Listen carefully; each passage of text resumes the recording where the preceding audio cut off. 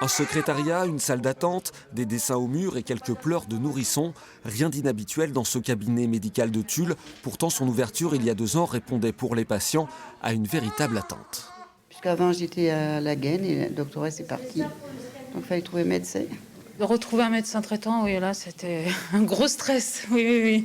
Et tous les autres médecins ne veulent pas reprendre d'autres patients nouveaux. Donc heureusement qu'ils ont ouvert. Nous, on est arrivé dans la région il y a 4 ans, donc on n'avait pas de médecin.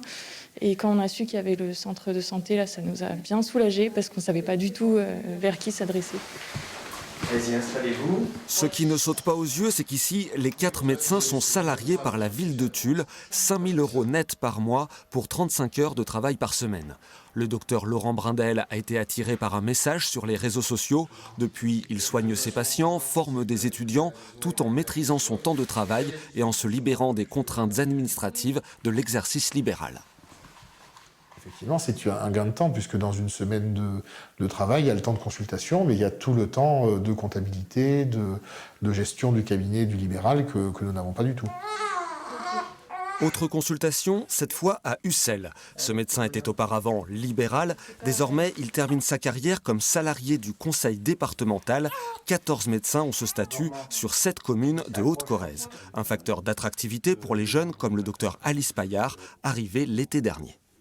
On connaît tous au final un médecin de famille qui justement ne comptait pas ses heures.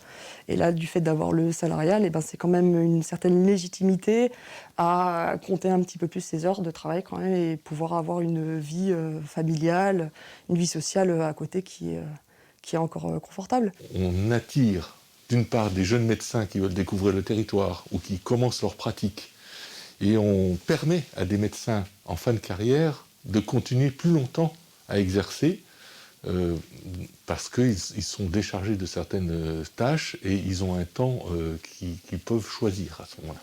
Le centre départemental de santé veut encore se développer en attirant des spécialistes, en misant sur la télémédecine ou sur les nouvelles pratiques infirmières. Mais si le concept semble attractif, les médecins salariés de Corrèze s'accordent pour dire qu'ils ne règlent pas le problème de leur nombre face à une demande de soins en augmentation.